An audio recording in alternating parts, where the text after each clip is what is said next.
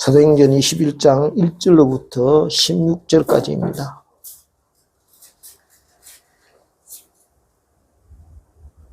찾으신 줄 알고 제가 먼저 읽겠습니다. 우리가 그들을 작별하고 배를 타고 바로 고스로 가서 이튿날 로도에 이르러 거기서부터 바다라로 가서 베니게로 건너가는 배를 만나서 타고 가다가 구로를 바라보고 이를 왼편에 두고 수리아로 항해하여 두로에서 상륙하니 거기서 배의 짐을 풀려 함이러라. 제자들을 찾아 거기서 이래를 머물더니 그 제자들이 성령의 감동으로 바울더러 예루살렘에 들어가지 말라 하더라. 이 여러 날을 지낸 후 우리가 떠나갈 새 그들이 다 그 처자와 함께 성문 밖까지 전송하거늘 우리가 바닷가에서 무릎을 꿇어 기도하고 서로 작별한 후에 우리를 내모르고 그들은 집으로 돌아가니라. 두로를 떠나 항해를 다 마치고 돌레마이에 이르러 형제들에게 안부를 묻고 그들과 함께 하루를 있다가 이튿날 떠나 가이사라에 이르러 일곱 집사 중 하나인 전도자 빌립의 집에 들어가서 머무르니라. 그에게 딸 넷이 있으니 전으로 예언하는 자라. 여러 날 머물러 있더니 아가보라 하는 한 선지자가 유대로부터 내려와 우리에게 와서 바울의 띠를 가져다가 자기 수족을 잡아매고 말하기를 성령이 말씀하시되 예루살렘에서 유대인들이 이같이 이 띠 임자를 결박하여 이방인의 손에 넘겨주리라 하거늘 우리가 그 말을 듣고 그곳 사람들과 더불어 바울에게 예루살렘으로 올라가지 말라 보나니 바울이 대답하되 여러분이 어찌하여 울어 내 마음을 상하게 하느냐 나는 주 예수의 이름을 위하여 결박당할 뿐 아니라 예루살렘에서 죽을 것도 각오하였노라 하니 그가 권함을 받지 아니하므로 우리가 주의 뜻대로 이루어지이다 하고 그쳤노라. 이 여러 날 후에 여장을 꾸려 예루살렘으로 올라갈 새 같이 읽겠습니다. 가이사라의 몇 제자가 함께 가며 한 오랜 제자 구브로 사람 나손을 데리고 가니 이는 우리가 그의 집에 머물러 함이라. 기도드리겠습니다.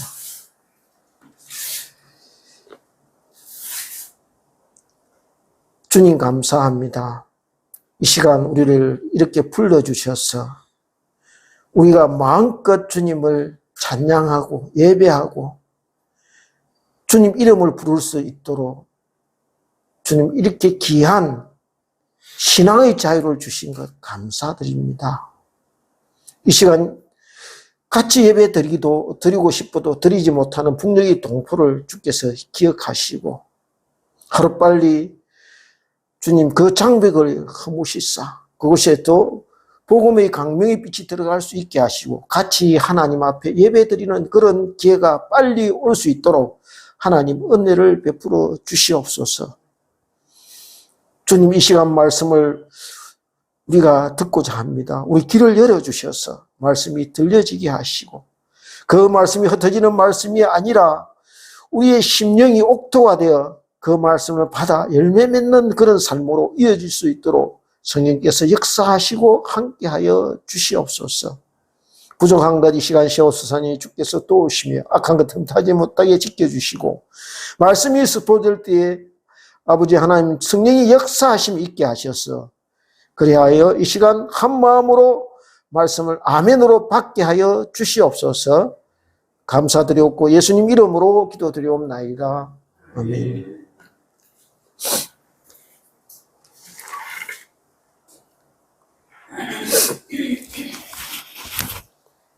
대부분의 사람들이 여행하는 것을 참 좋아합니다. 낯선 곳에서 서로 얼굴을 모르던 사람들끼리 만나서 사귀기도 하고 때로는 아름다운 그런 경치를 같이 즐기고 다른 문화와 풍속을 이렇게 공유하며 경험하며 또 색다른 체험을 하는 것은 참 그렇게 우리에게 기대를 갖게 하는 그런 일입니다. 그래서 여행은 언제나 우리 마음을 설레게 합니다. 보통 보면 여행을 떠나기 전날 그래서 대부분 잠을 설치게 됩니다.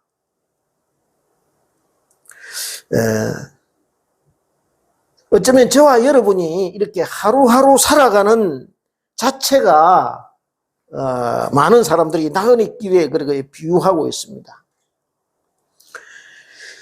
그래서 우리는 지금 여행하는 도중에 있는 나그네로 그렇게 비유될 수 있을 것입니다. 그런데 우리가 반드시 잊지 말아야 할 것은요, 아무리 좋은 곳에 머무르고 아무리 좋은 경치가 좋은 곳에 가서 즐기던 그런 사람도 언젠가 이 여행을 마치고 집으로 돌아갈 때가 있다는 것이죠. 여행을 거의 마무리한 사람들이 보이는 일정한 그 행동 패턴이 있는데요. 그것이 무엇인가 하면 가지고 있던 짐들을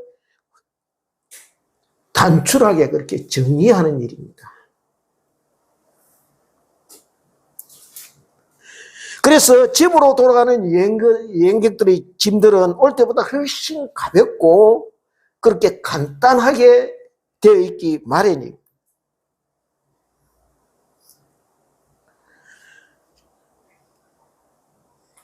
즉,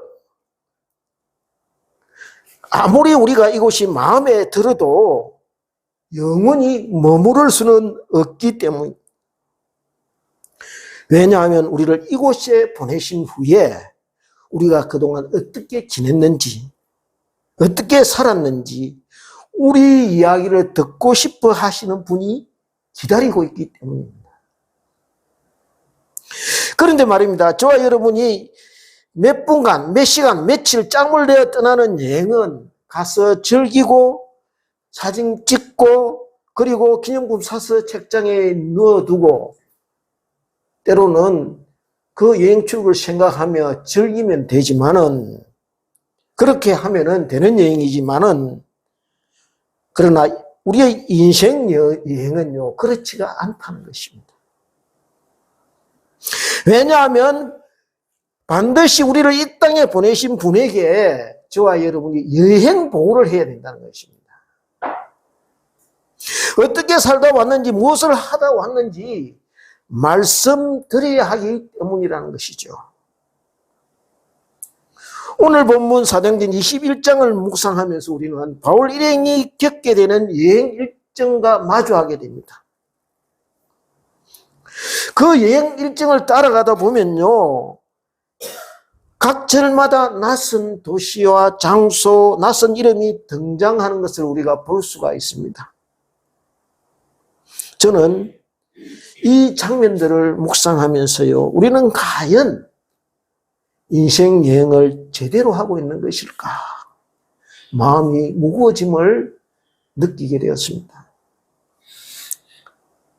그리고 누가가 소개하고 있는 사도행전 장면들을 보고 있으면 왜 사울이 이처럼 떳떳하고 당당하게 준비되어 있는 사람인지 여행 보고를 할 수 있도록 준비되어 있는 사람인지 바로 깨닫게 되었습니다.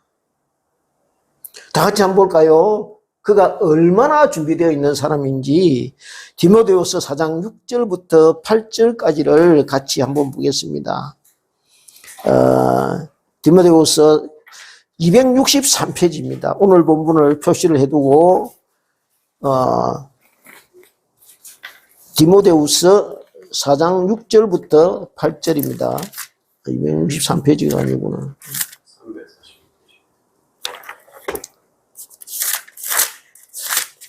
디모데후서 4장 6절부터 8절입니다. 찾으셨습니까? 4장 345페이지네요. 4장 6절부터 8절까지 같이 읽겠습니다. 시작. 전제와 같이 내가 벌써 부어지고 나의 떠날 시각이 가까웠도다. 나는 선한 싸움을 싸우고 나의 달려갈 길을 마치고 믿음을 지켰으니 이제 우로는 나를 위하여 의의 면류관이 예비되었으므로 주 곧 어려우신 재판장이 그날에 내게 주실 것이며 내게만 아니라 주의 나타나심을 사모하는 모든 자에게 보니라. 그러니까 우리가 여기에 보면요, 사울이 지금 이 인생 여행을 다 마치고 거의 끝마칠 때쯤 돼서 지금 이 바울 사도가 하는 고백이거든요. 그거 어떻게 하고 있습니까? 이렇게 이야기합니다. 의로우신 재판장이 그날에 의의 면류관이 예비된 그 면류관을 내게 주실 것이며 내게만 아니라 나뿐만 아니라 모든 주의 나타나심을 사모하는 모든 자에게 주실 것이라고 이렇게 확신 있게 말씀하고 있는 것을 우리가 볼 수가 있습니다.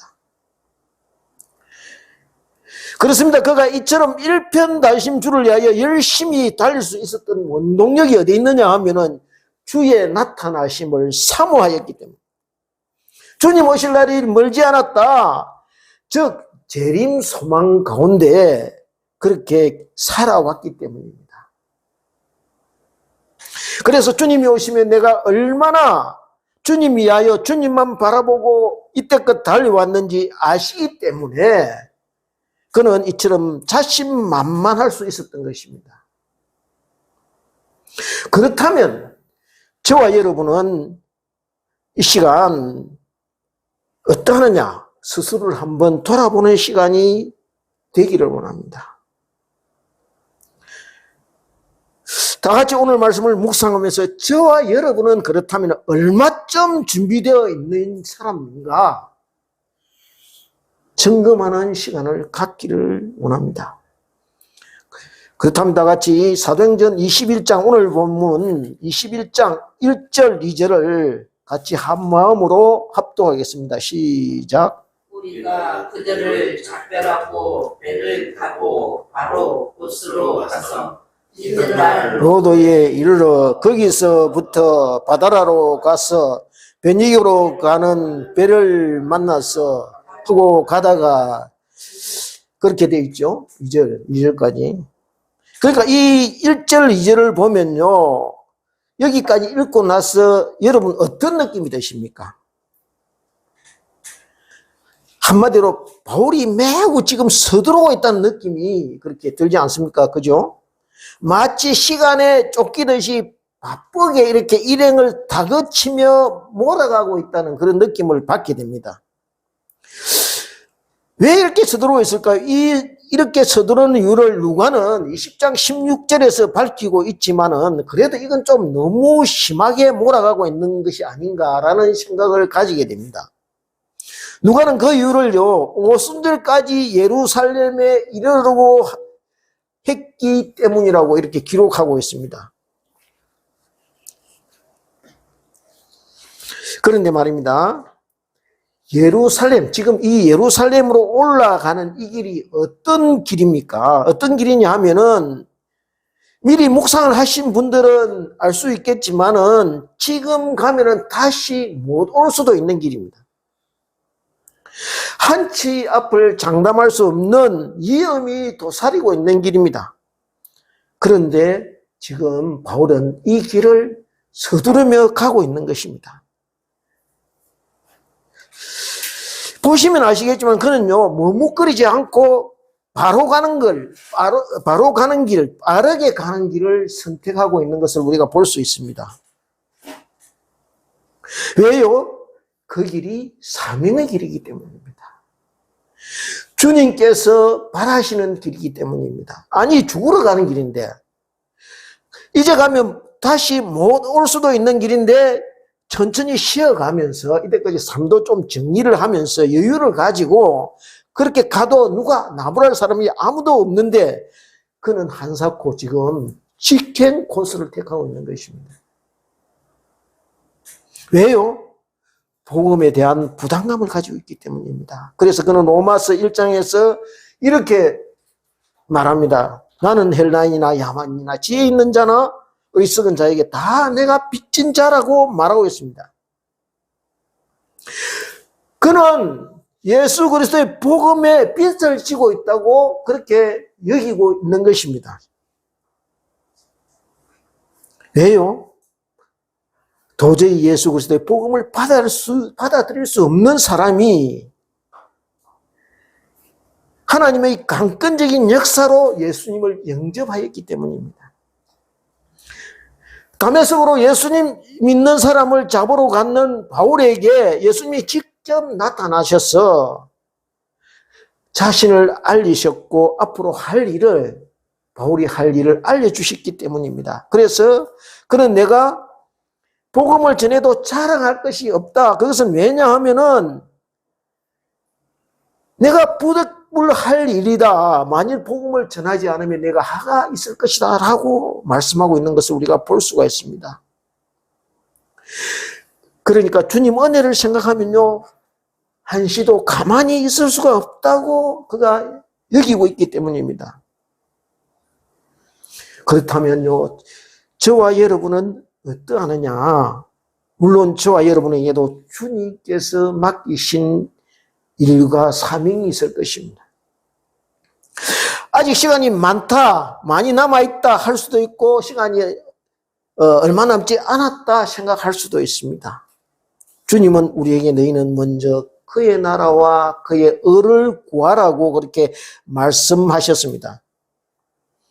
그런데요, 때를 놓치면은 할 수 없는 일이 있습니다. 지금 하지 않으면 영원히 할 수 없는 일이 있기 마련입니다.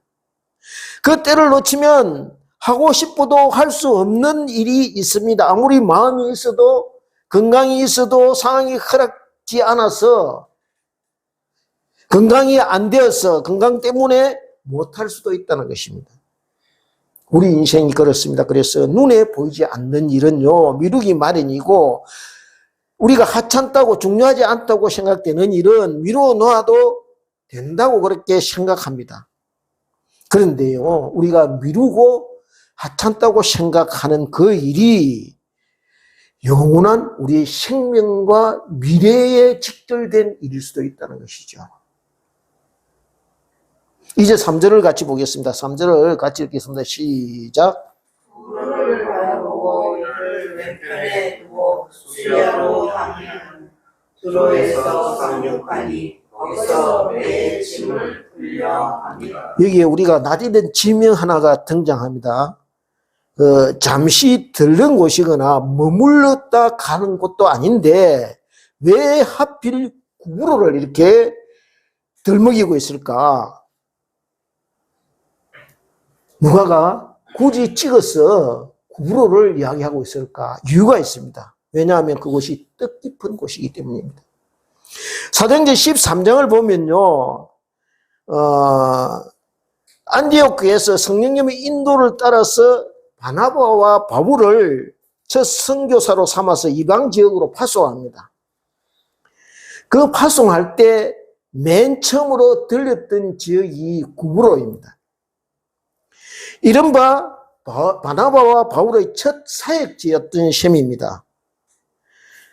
그곳은 또한 바울의 파트너였던 바나바의 고향이기도 한 곳입니다.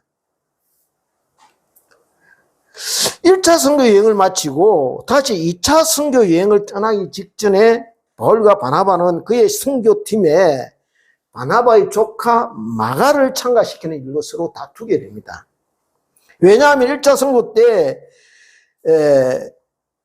마가가 밤빌리아에서 중도에 그냥 돌아가 버립니다. 너무 힘들고 자기가 생각했던 거하고 틀리니까 그냥 중도에서 포기하고 선교를 포기하고 혼자서 그냥 돌아가 버립니다. 바울이 볼 때는 그처럼 책임감이 없고 의지가 약한 사람을 다시 데리고 가면은 다른 사람마저 이렇게 맥 빠지게 만들고 힘들게 한다. 그러니 이번에는 좀 빼자라고 말했겠죠. 그런데 바나바 입장에서는요, 아무래도 자기 조카이다 보니까 좀 철이 없고 약간 좀 미숙하더라도 이번 여행을 통해서 다시 한번 기회를 주자. 그래서 같이 좀 더 성숙한 사람으로 다듬어 보자. 이렇게 설득했을 것입니다. 원래 바나바가 강점이 뭡니까? 위로의 아들이라는 별명과 함께 사람을 세우는 것을 잘하는 장기인 그런 사람입니다. 그래서 둘이서 이렇게 된다 안 된다 다투다가 결국에는 나중에 심하게 다투어서 서로 갈라지게 됩니다. 그래서 어떻게 해요? 바나바는 마가를 데리고 구브로 쪽으로 가고 바울은 실라와 함께 수리와 길기아 쪽으로 이렇게 서로 나누어서 떠나게 됩니다. 그런데요, 우리가 한 가지 재미있는 현상을 우리가 발견할 수 있는데 1차 선교와 2차 선교를 이렇게 대비해서 보면 눈에 잘 드러나지 않는 한 가지 차이점을 우리가 발견하게 됩니다. 그것이 무엇인가 하면은 1차 때는요, 처음부터 끝까지 성령님의 인도하심을 받았다는 겁니다. 한번 찾아볼까요? 13장 앞에 몇 장을 넘겨서 13장 3절을 한번 볼까요? 사도행전 13장 3절 13장 3절 한번 볼까요? 13장 2절 3절 같이 읽겠습니다. 시작. 주를 섬겨 금식할 때에 성령이 이르시되 내가 불러 시키는 일을 위하여 바나바와 사울을 따로 세우라 하시니 예, 금식하고 기도하고 두 사람에게 안수하여 보내니라. 그러니까 교회가 이렇게 서로 기도하고 금식할 때 성령이 두 사람 세우라 해가지고 따로 세우고 교회가 금식하고 기도하고 두 사람에게 또 안수해서 이렇게 보냅니다. 1차가 그랬죠. 그런데 2차 한번 볼까요? 2차는 어떻게 하느냐? 15장 36절을 한번 보겠습니다. 15장 36절 15장 36절 한번 볼까요? 같이 읽겠습니다. 시작. 며칠 후에 바울이 바나바여 말하되 우리가 주의 말씀을 전한 각 성으로 다시 가서 형제들이 어떠한가 방문하자 하고. 여기 한번 보십시오. 15장 36절을 보면요, 며칠 후에 바울이 바나바더러 말하되 우리가 주의 말씀을 전한 각 성으로 다시 가서 형제들이 어떠한가 방문하자라고 되어 있습니다. 누가 주도하고 있습니까? 주가 어떻게 시킵니까? 우리가라고 되어 있습니다. 우리가. 지난번, 그러니까 바울의 말은 지난번 우리가 1차 때 고생해서 각지의 구회를 이렇게 세워놓았는데 지금 잘하고 있는지 한번 점검해보자라는 뉘앙스가 지금 강하게 풍기고 있습니다. 생각이 그렇더라도 우리 성령님께 한번 기도해보고 하나님께 기도해보고 도우심을 구한 후에 출발하자라든 말이라든지 같이 출발하기 전에 어떻게 해요? 기도하였더라, 금식하였더라, 일절 없습니다.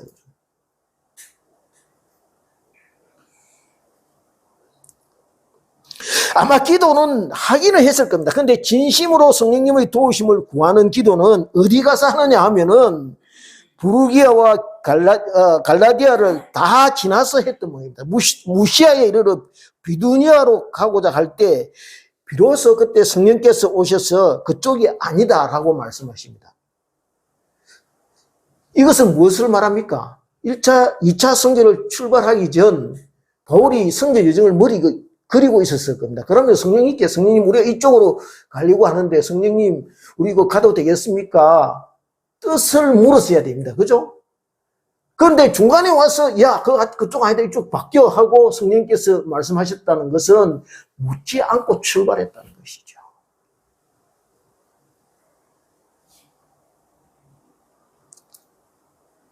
그래서 유럽 쪽으로 방향을 돌립니다. 그리고 그 후 도착한 첫 기착지가 어디냐 하면 빌립보성입니다. 빌립보성. 우리가 그 빌립보성에 일어난 일은 하도 이야기를 많이 해서 잘 알고 있었던 것입니다. 그래서 빌립보에서 강변으로 이 기도하러 나가다가 점치는 소녀 하나를 만나지요. 귀신 들린 소녀입니다. 그러니까 이 소녀가 바울과 실라를 쫓아다니면서 저분들은 하나님의 높은 종이다. 너희는 저의 말을 들으라 하고 귀찮게 하니까 바울이 그냥 귀찮아서 나사렛 예수 이름으로 귀신을 쫓아내버립니다. 문제는 이 소녀가 점을 치주고 주인에게 이제 인질로 잡혀서 그 주인들이 이 소녀가 쳐주는 점으로 인해서 이 돈벌이를 하는데 이 장사가 안 되니까 귀신이 나가버리니까 이 신통력이 없어지는 거예요. 그래서 바울과 실라를 고소합니다. 고소해서 빌립보 감옥에 갇히게 되지요. 근데 한밤중에 어떤 일이 일어납니까? 찬송하고 기도하였더니 물렸던 족쇄가 조였던 묶여있던 족쇄가 풀리고 온 문이 열리게 됩니다. 다 아는 대로 간수가 와서 제수가 도망간 줄 알고 이렇게 자살을 시도하지요. 바울이 소리칩니다. 우리 여기 있다. 몸해하지 말라. 그래서 간수가 바울과 실로 앞에 엎드려 이렇게 간청합니다. 선생님들이여, 내가 어떻게 하여야 구원을 받으리까? 이르되 주 예수를 믿어라. 그리하면 너와 네 집이 구원을 얻으리라. 그렇게 해서 그들이 결국 풀려나오고 빌립보를 떠나게 됩니다. 그러니까 이 빌립보에서는요, 선교다운 선교 복음을 제대로 전혀 전하지 못한 채 감옥만 있다가 이렇게 풀려나게 됩니다. 왜 이렇게 성령께서 거기로 굳이 가시려고 했고, 감옥에서 이 색다른 경험을 하고 선교도 제대로 하도 못하고 나오게 만드셨을까요? 성령님의 의도가 보여지지 않습니까? 복음사역, 전도, 너희가 하는 것이 아니다라는 거예요. 내가 주도한다는 거예요. 성령께서 그것을, 성령님이 주인 되신다는 것을 말씀하고 있는 것이 이 사건을 통해서.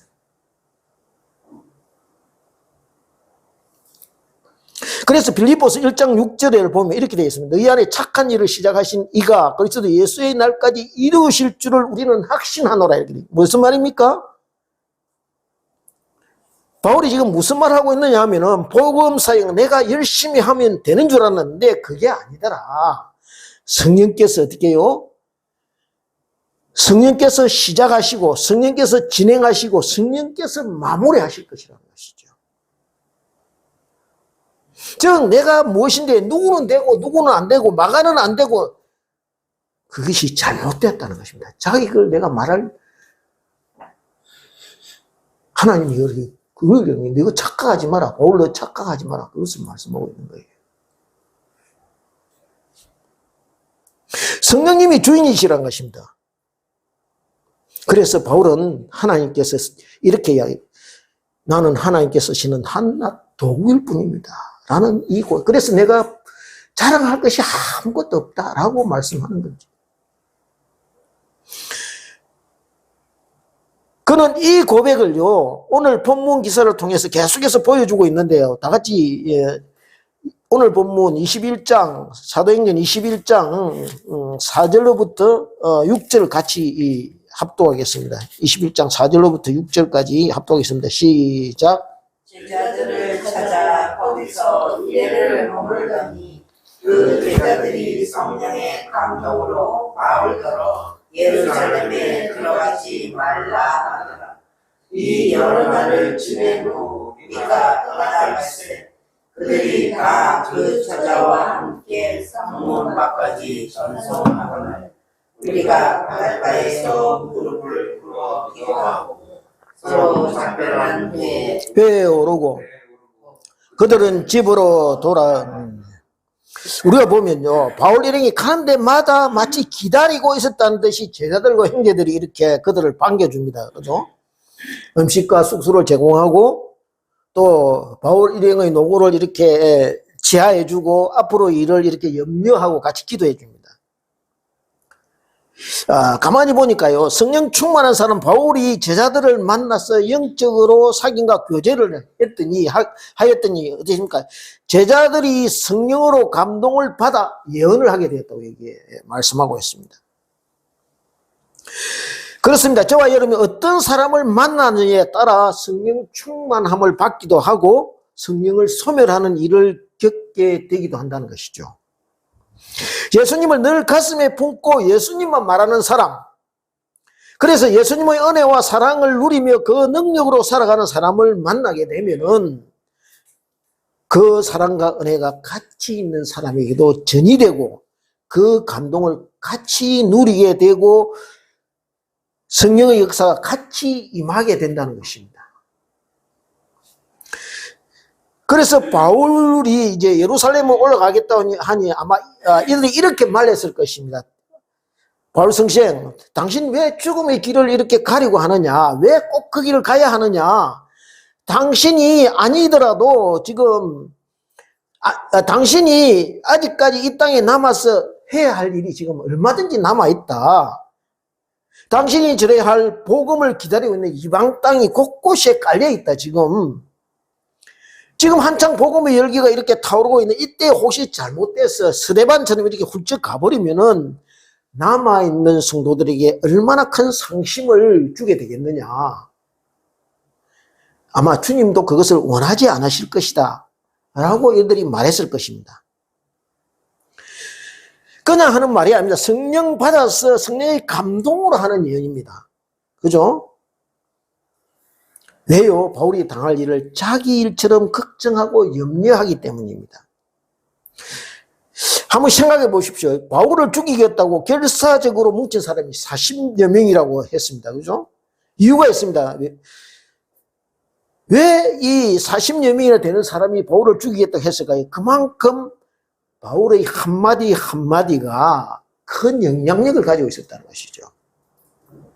그렇지 않겠습니까? 예루살렘 사람 대부분이요, 바울의 소문을 들어서 알고 있었을 것입니다. 그가 어떻게 주님을 만나게 되었는지, 어떻게 180도 이렇게 예수 믿는 사람 잡으러 간 사람이 예수 전하기 위해서 죽음도 불사한 사람으로 변하게 되었는지 한번 만나서 이야기라도 듣고 싶어 했을 것입니다. 그리고 그때 이 예수 믿는 사람을 바울과 같이 잡으러 갔다가 바울이 주님을 맞아 길바닥에 엎드려지는 현장을 본 사람들이, 같이 간 사람들이 들어 있었을 것입니다. 이 때문에 정통 유대인 중에 기독교로 개종한 사람들이 많았을 것이라는 것이죠. 한 예를 들어볼까요? 고린도 지역에 보면은, 우리가 고린도 사역을 바울의 고린도 사역을 보면은 바울의 복음을 듣고 해당장들이 잇따라 돌아오는 일이 발생합니다. 그러니까 바울 한 사람이 전하는 증언의, 복음에 대한 증언의 파급 효과가 만만치 않았다는 것이죠. 그러니까 어떻게든 바울을 없애버려야 한다라고 집중 견제하기 시작한 것입니다. 오죽했으면요, 바울이 이게 목숨의 위협을 느껴서 그의 고향 다소에서 10여 년간 죽은 듯이 이렇게 지내게 되었을까요? 그런데 그게 그렇게 지금요, 오늘 말로 치면 잠수 탔던 사람이 10년간 아무 소식이 없던 사람이 어느 날 갑자기 다시 돌아와서 이렇게 복음을 전한다. 이 보통 심각한 일이 아닙니다. 유대인들 입장에서 볼 때는. 그러니까 살려둘리 만무하다는 것이죠. 불을 보듯 뻔한 일입니다. 그런데 바울은 지금 무엇입니까? 무슨 일이 있어도 올라가겠다는 것입니다. 예루살렘으로 다시 돌아가겠다는 것입니다. 고집도요, 이 참 보통 고집이 아닙니다. 그죠? 가만히 보니까요, 예수 믿는 것도 기질대로 뭐예요? 기질대로. 자기 성품과 기질대로 믿는 거예요. 5절과 6절을 보니요, 온 가족이 나와서 이제 예루살렘으로 올라가는 바울 일행을 전송합니다. 그런데 배에 오르기 전에 바닷가에서 같이 무릎 꿇고 기도드립니다. 그런데 가만히 이 사람들이 뭐라고 기도했겠습니까? 제가 이 기도 내용을 이대로 아마 이지 싶어요.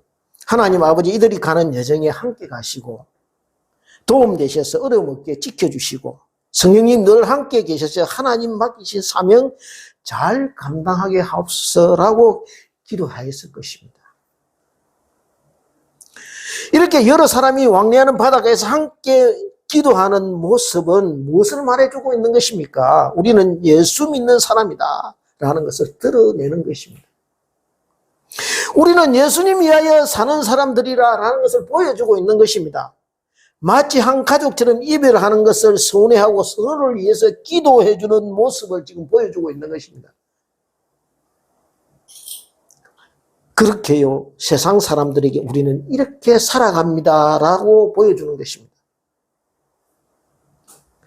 우리는 전부 예수님 안에서 하나가 되어 살아갑니다라고 말하는 것이지요.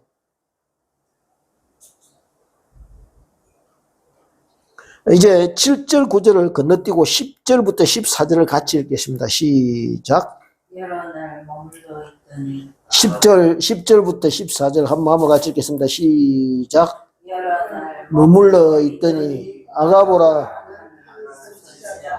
유대로부터 내려와 우리에게 와서 바울의 띠를 가져다가 자기 수족을 잡아매고 말하기를 성령이 말씀하시되 예루살렘에서 유대인들이 이같이 이 임자를 결박하여 이방인의 손에 넘겨주리라 하거늘 우리가 그 말을 듣고 그곳 사람들과 더불어 바울에게 예루살렘으로 올라가지 말라 하나니 바울이 대답하되 여러분이 어찌하여 울어 내 마음을 상하게 하느냐 나는 주 예수의 이름을 위하여 결박당할 뿐 아니라 예루살렘에서 죽을 것도 각오하였노라 하니 그가 근함을 받지 아니하므로 우리가 주의 뜻대로 이루어지다 하고 그쳤노라.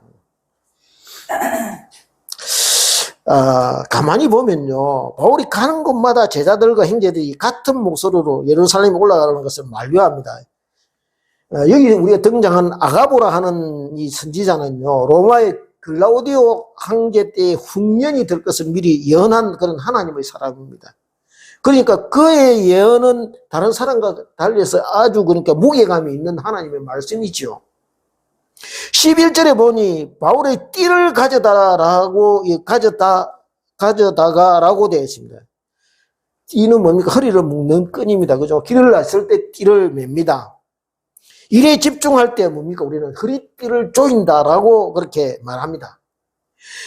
띠를 가지고 수족을 잡아맨다. 무엇을 의미하고 있느냐 하면 이제부터 네가 네 삶의 주인이 아니다라는 것을 말하고 있는 것입니다. 노예로 종료로 묶여 지내게 될 것이다. 자유가 없는 삶으로 바뀌어지게 될 것이다. 그런데요, 바울에게 하는 말씀은, 주님 말씀은 이렇게 묶여 지내지만은 다른 사람이 볼 때는 사람에게 묶여 끌려다니는 것으로 비춰줄 수 있지만은 지금부터 너는 어떻게 해요? 내 손에 끌려다니고 나와 함께 내가 이끈 대로 가게 될 것이다 라는 것을 말씀하고 있는 것입니다.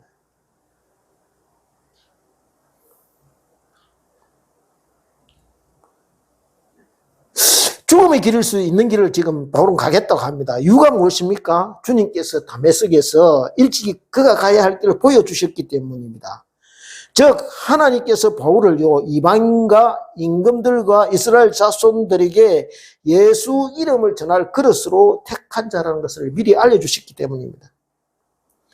2차 전도 여행을 잠깐 이렇게 해석 한번 볼까요? 어떤 일이 있었습니까? 지하 감옥에 있을 때 손발에 묶여서 앞에서 말씀드렸지요. 꼼짝달싹할 수 없을 때 무슨 일이 벌어졌습니까? 기도하고 찬송했더니 족쇄 풀리고 옥문 열렸습니다. 그죠? 1차 선교 여행 때는요, 루스드라에서 유대인들이 돌로 쳐서 그냥 거진 죽은 시체처럼 되었습니다. 치던 자리, 돌로 치던 자리 죽었다고 해서 다 이제 내버려두고 팽개치고 돌아갔습니다. 그런데 제자들이 지켜보는 가운데 툭툭 틀고 그냥 일어서서 다시 그 성으로 들어갔습니다. 이처럼 바울은 자나깨나의 전도 여행을 통하여 지나간 전도 여행을 통하여 주님이 그와 함께 하심을 수없이 체험하였던 것입니다. 심지어 고린도에서 겪었던 이 갈리오 총독의 법정 선언은요, 바울의 복음 전도에 날개를 달아준 격이 되었습니다. 복음 전한 것을 로마법이 금하지 않으니 이제부터 끓일 것이 없다고 생각하게 된 것이죠. 고린도후서 4장 7절부터 9절 사이에 드러나 있는 그의 고백을 한번 같이 보겠습니다. 고린도후서 4장 7절부터 9절 사이에 266페이지입니까? 고린도후서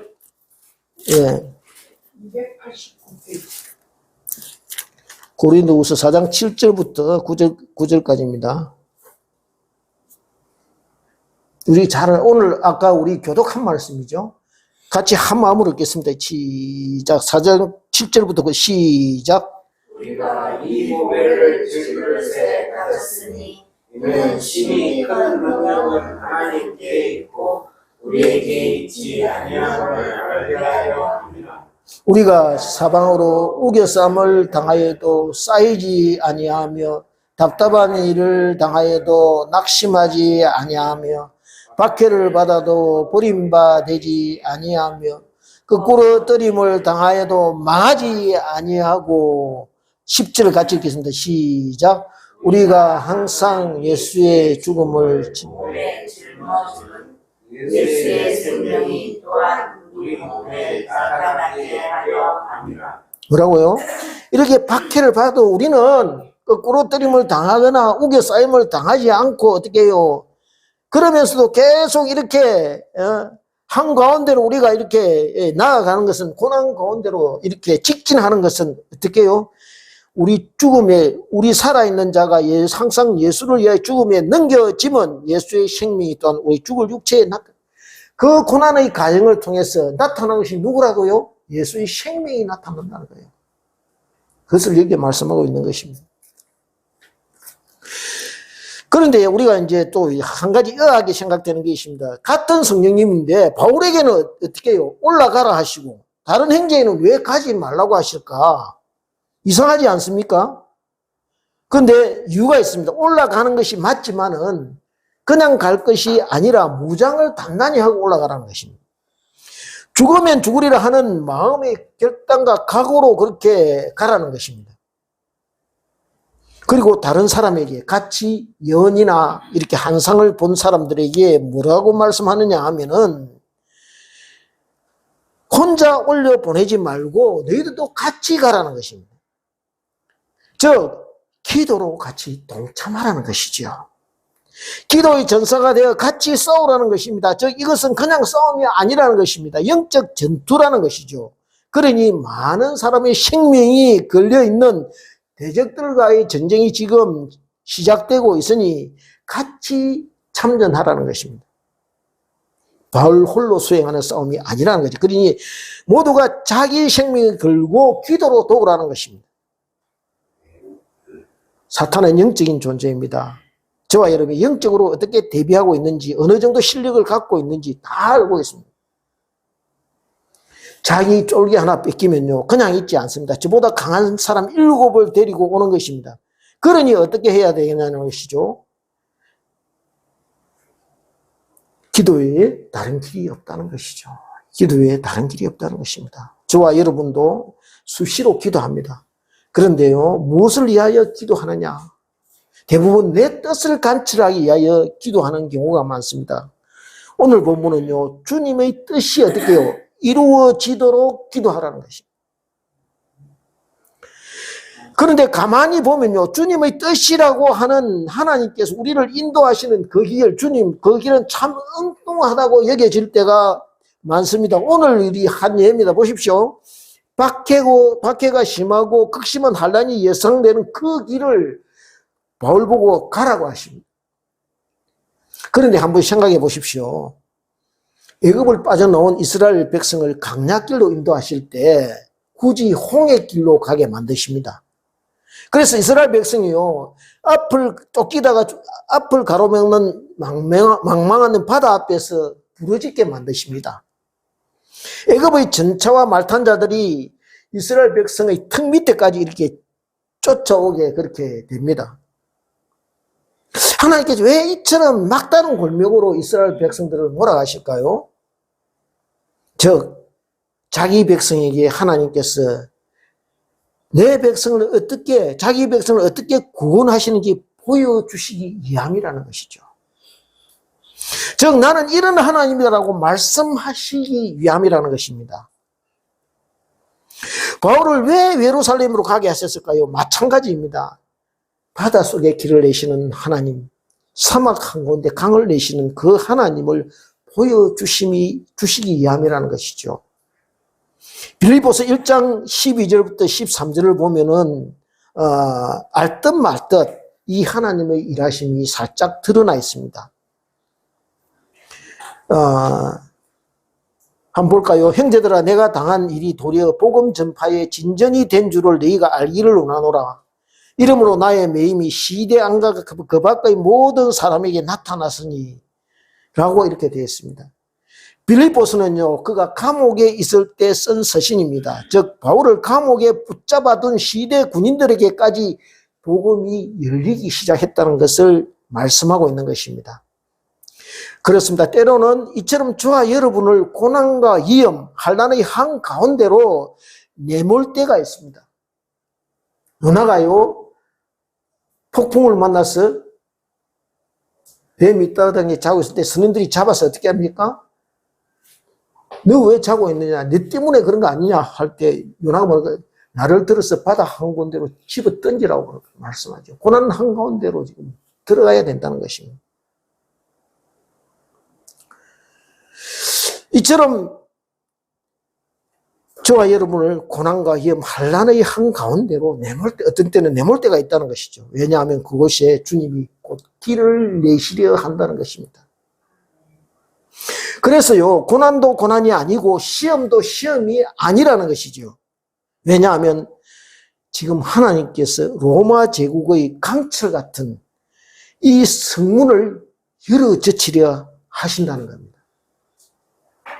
도저히 열릴 것 같지 않는 제국의 성문을 지금 바울대로 열라는 것입니다. 그래서 바울을 그 선발대로 보내신 것이라는 것이죠. 그런데요, 참 무모한 일같이 보이지만 나중에 우리는 결국 알게 됩니다. 우리가 믿는 하나님은요, 언제나 저와 여러분에게 에벤 에셀의 하나님 되심을 고백하게 만드신다는 것이죠. 내가 감히 올라갈 수 없는 곳에 나를 올려놓으시는, 그래서 하나님이 여기까지 인도하셨구나라고 고백하게 만드신다는 거예요. 바라옵기는 저와 여러분이 이 예배를 쓰일 하나님을 항상 찬양하고 예배하고 섬기고 따라가며 순종하는 믿음의 사람 다 되시기를 주님의 이름으로 축원드립니다. 기도하겠습니다. 아버지 감사합니다.